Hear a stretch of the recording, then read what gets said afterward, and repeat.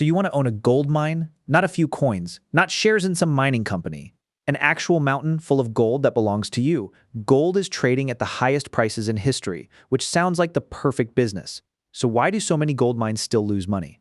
People have fought wars over it. Entire empires were built chasing it. On paper, it looks simple. Buy the mine, dig up the gold, sell it, get rich. Except that is almost never how it works, because the moment you own a gold mine, you don't own gold. You own one of the most expensive, slowest, most heavily gate-kept businesses on the planet. A business that can burn through years and millions of dollars before producing a single ounce. So you still want one. Let's find out what it actually takes. Here's the first surprise. You can't just shop for a gold mine the way you'd shop for a house. Producing mines are almost never for sale. The good ones are owned by companies that spent decades finding and proving them. And if a mine is making money, there's usually no reason to sell it. So you're left with two real options. Buy something already producing at a steep premium from someone who has to have a reason for selling. Or start from nothing. Stake a claim on raw ground and try to prove there's gold underneath it yourself. That second option is strange. It's almost insultingly cheap to begin. Under a mining law more than 150 years old, staking a claim in the US can cost a few $100s. For that money, you get permission, not gold. Permission to go look for it. Here's something nobody tells you before you start. Before you're allowed to disturb so much as a shovel's worth of that ground. The government wants proof.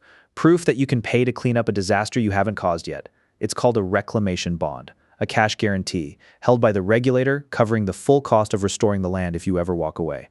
In South Dakota, a small operation can be required to post a bond running past $38,000. A large-scale precious metals permit alone carries a $50,000 application fee. And by the state's own numbers, that permit can take 1 to 2 years just to clear. That's before federal environmental review even begins. You haven't dug anything yet?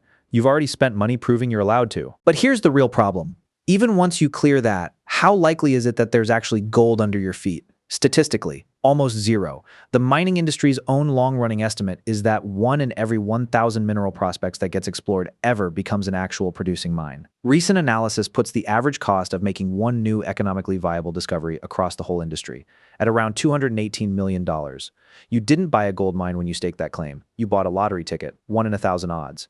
And the entry fee to keep playing is years of drilling and permitting money, spent before you know if you've won anything at all. So, you still want one. Let's say you do. Let's say you actually beat the odds. Years later, the mine is real. It's built. It's producing. Here's how it actually makes money. Gold is worth over $4,100 an ounce right now, which sounds incredible, until you realize the gold price isn't the number that decides whether you make money. This number it's called all-in sustaining cost, AISC, every dollar it takes to pull 1 ounce of gold out of the ground and keep the mine alive. Labor, energy, processing, equipment, environmental compliance, folded into one figure. As of late 2025, the industry median sits between $1,500 and $1,650. The best mines on Earth do it under $1,200. The weakest run past $1,800 just to pull out 1 ounce. So why does one mine make billions, while another doing the exact same job barely survives? One number or grade. And that one number quietly decides whether a mine becomes a fortune or a financial disaster. A genuinely good underground deposit yields 8 to 10 grams of gold per ton of rock. A marginal one yields 4 to 6 grams from the exact same ton, same drilling, same plants, same diesel bill, half the ounces coming out the other end. Now put the good mine against today's gold price. That's a gap of well over $2,000 of margin on every single ounce. That sounds enormous, and historically it is. In 2020, the single best year the gold industry had ever recorded, the average profit margin across the entire sector after AISC was $828 an ounce.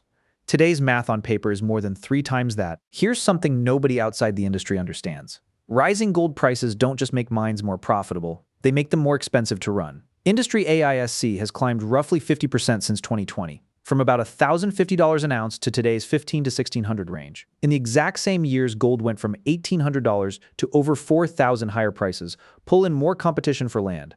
They push up wages, fuel, steel, cyanide. They inflate royalties that governments calculate as a straight percentage of the metal's value. The very thing that makes gold mining look like a gold rush is quietly taxing every mine already running one.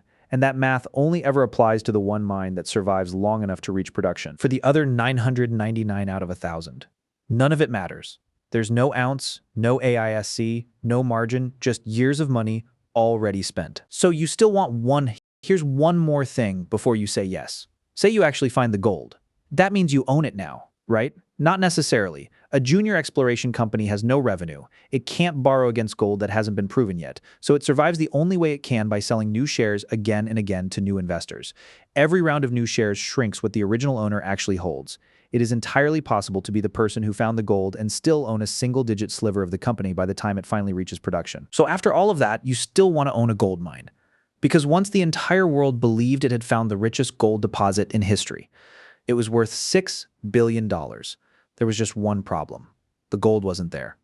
In 1989, a Calgary stockbroker named David Walsh founded a small mining company out of his own basement.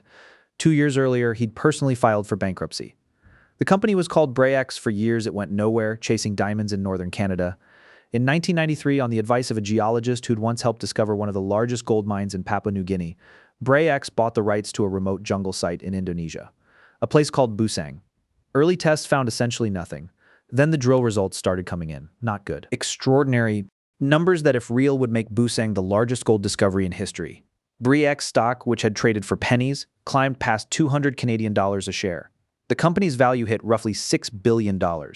Canadian retirees bought in. Major pension funds bought in. Some of the largest mining companies on the planet lined up for a piece of it. Here's what none of them knew.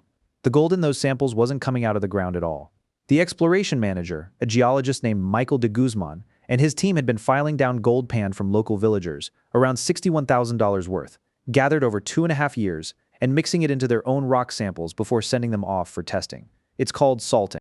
Done patiently enough. It's almost impossible to catch. Indonesia's government eventually forced Bre-X into a partnership with an experienced American company, Freeport-McMoRan, before the deposit could be developed. Freeport did what Bre-X's own team never had. They drilled their own holes, right next to Bre-X's best results, sent the rock to 2 separate outside labs. Both labs came back with the same answer. No gold. Not low gold. None. De Guzman was ordered back to Busang to explain it in person. On the morning of March 19, 1997, he boarded a helicopter toward the site. 20 minutes in, he went out the door. He fell roughly 200 feet into dense jungle. His death was ruled a suicide. His body wasn't recovered for 4 days. 6 weeks later, an independent audit confirmed what Freeport already knew. There was no economically significant gold at Busang. There never had been. Bre-X stock collapsed from over $200 a share to a few cents in a single session. 40,000 investors lost everything. 3 major Canadian pension funds lost a combined total north of $200 million. No one was ever criminally convicted. The one person who could explain exactly what everyone above him knew went out of a helicopter door over the Indonesian jungle and never got to tell his side of it. Bre-X didn't fail because the price fell or cost rose or the ore ran out. It failed because until an outside party with no financial stake physically drills the ground themselves, you do not actually know the gold is there. Everything before that is just a very expensive story. So after all of that, you still want to own a gold mine. Let's say your project is real, and none of this happens to you. Let's pretend everything actually goes right. A decade and a serious exploration budget later, you're producing 25,000 ounces a year from a genuinely good deposit averaging close to 9 grams per ton. Your AISC lands near $1,300 an ounce. Gold's still near $4,000. Your margin is roughly $2,700 an ounce across 25,000 ounces. That's around $67 million a year. That's a real business, but that's not usually how it goes. Here's the version that happens more often. Your ore grade, once you're actually mining instead of sampling, comes in lower than predicted. It always does, because the richest rock gets tested first. Your AISC creeps towards 1,700 as you chase deeper ore. Gold, after its historic run, pulls back the way it always eventually has before, down toward 3,200. Your regulator raises your reclamation bond mid-permit. Your margin falls from $2,700 to roughly $1,500. Still profitable, less than half of what the optimistic model promised, on a project that already cost you a decade and tens of millions of dollars before producing a single ounce. So here's the answer.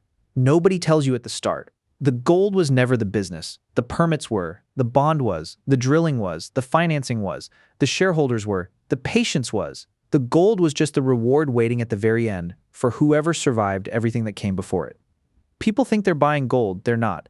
They're buying uncertainty and spending the next decade hoping the ground keeps its promise.